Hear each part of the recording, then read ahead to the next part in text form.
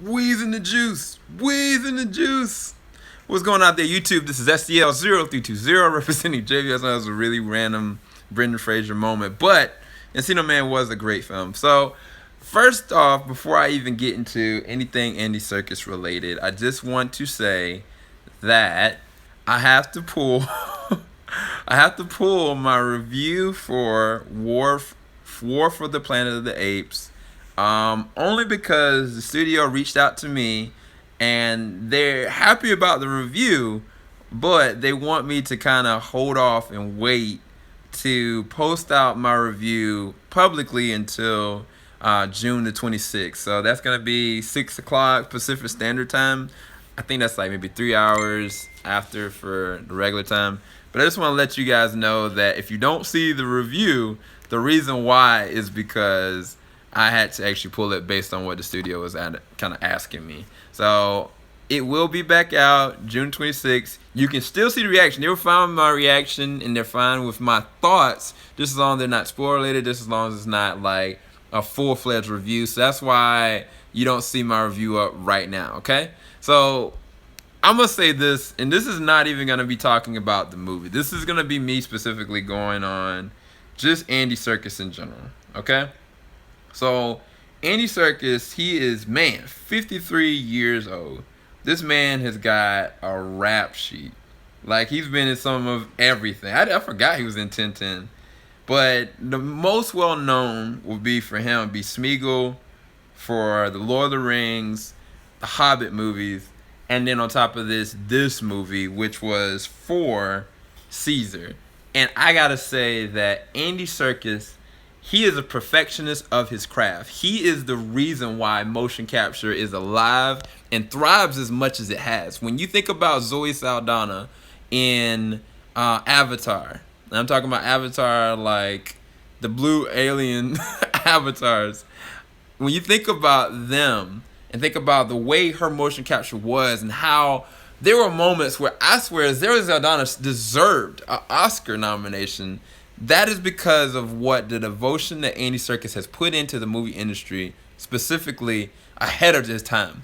Because from an Oscar standpoint, these are not people that are being recognized at all. So if you know anything about the way that his motion capture actually works, he has dots around the formation of his face, and at the same time he has a camera that looks at him and he acts out the way that he wants Caesar to be portrayed. The problem with that is you got a CG emulated face, so it's almost like he's in a gorilla costume, but you can't see the way he's actually acting.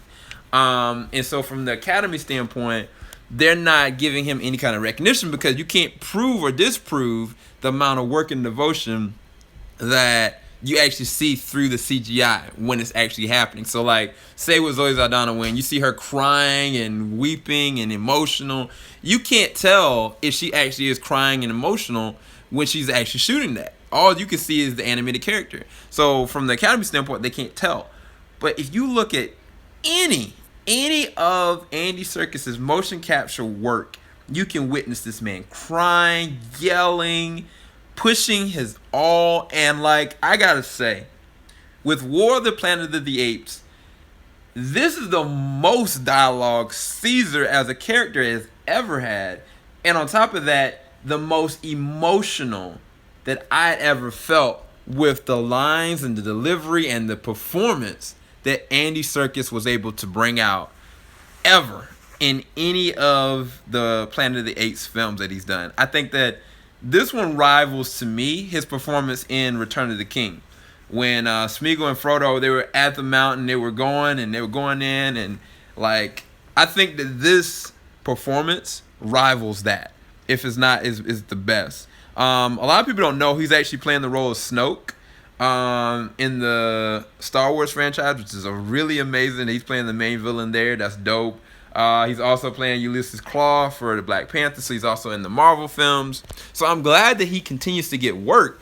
But I gotta say that the performance that he was able to give, like openly and freely for War of the Planet of the Apes, that is something that I don't think that anybody's actually truly ready for, because I wasn't. I really wasn't. I wasn't to the point where I was like, oh, I'm gonna feel emotional here, or I'm gonna think about this there. I legit in certain moments during the film was like about to cry. There were moments I was like, I love this character. My wife, Alicia, was like, see, that's why Caesar is that G. Like, these are her words, not even mine.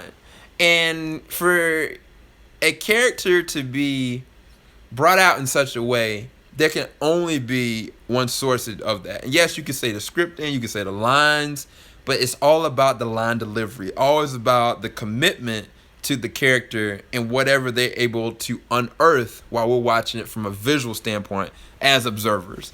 And I gotta just say that Andy Serkis is deserving of an Oscar. Like, I don't know in what way or how they would actually put it. I know Collider was talking about that maybe like 2 days ago. But there was a moment where in the movie with him and Woody Harrelson, they were having an open dialogue. And I'm not even going to talk about how. But I legit was like, Caesar is real. Like, it's not even like, I didn't see him as a CG character. I saw real, raw emotion. And yes, you can't prove, Andy Serkis is doing that because it's a CG layered face. But the way that the back and forth, like, it was just amazing. It was actually truly amazing to actually witness. They brought in Steve Zahn in this one as one of the characters. I'm trying to think of who plays the different characters for this one. Because I actually like Maurice as well. I can't see who the voice actor is for Maurice, or the person who's actually doing it. But there were some really interesting characters in War from the Planet of the Apes, and they all did really good. But I just got to say that to me, this man is long overdue for what he has put into this industry. Some of the major movies of our generation came from the devotion he put into the roles. And I think that personally, Andy, you are deserving of an Oscar. I don't know what. It shouldn't be a Lifetime Achievement Award. It shouldn't be. It really shouldn't be. It should be for what we got. I think that the way that they could probably pitch it is when you got like a movie that, the motion capture is really heavy, they take and have somebody recording the person through every single line, like have a whole specific separate movie, right? And just for the people that are the critics or the observers or the academy, and just allow them to watch the movie without the CG elements of the character, to watch the performance. I think that that's the only way you can merit, allowing that. Because if you look at The Last of Us, Troy Baker and Ashley, what's her last name? There's a scene that you can look at online right now. And the way that they acted the scene was just so raw and so visceral.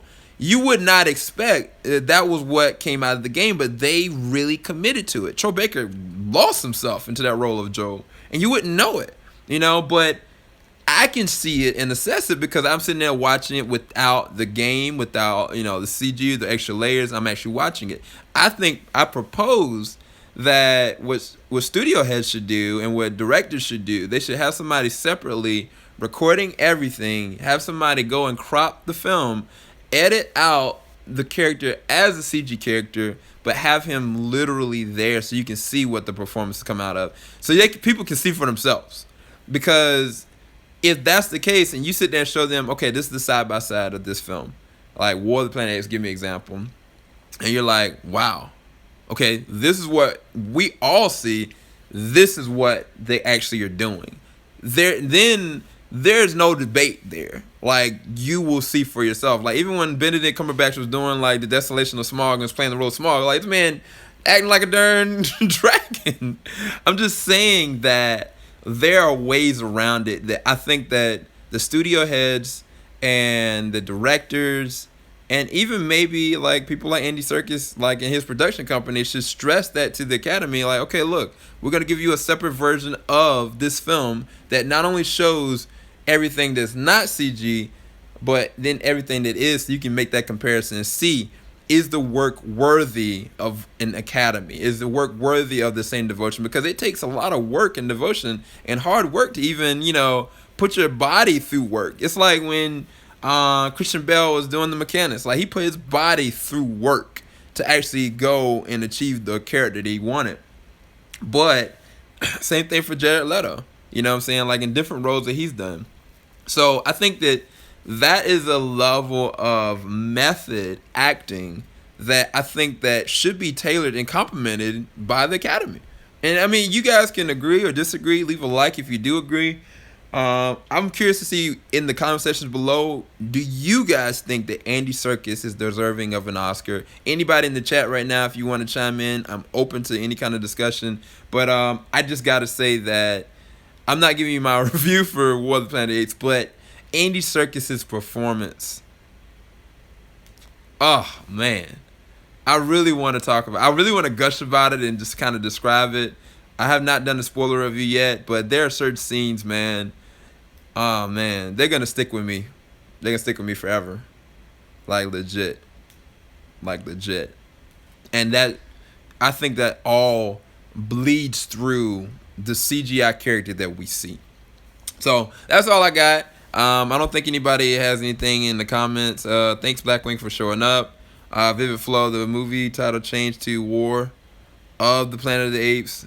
War for the Planet of the Apes. I think it was Melinda Effect, but that's weird though. Yeah, I don't know why, but yeah, I just wanted to gush about Andy Serkis, how amazing of an actor, how amazing of a talent that he actually is, how he complements to these, you know, CG based characters of motion capture origin. And honestly, that's going to be the future. So why not start with giving the man that's the pioneer the credit where it's due? Oh, and shout out to Daniel Day-Lewis. He's officially going to be retiring. You're talking about an amazing actor. This man was and is the best actor of our generation. Some people are going to say, you know what I'm saying, like Leonardo DiCaprio is. That's debatable. But it's like kind of like Michael Jordan and Kobe Bryant kind of situation. But anyway, I'm not going to get into all that. But I just wanted to leave a shout out to Daniel Day-Lewis. You're amazing. Shout out to you. And Andy Serkis, thank you so much for the work that you've done, if you ever see this.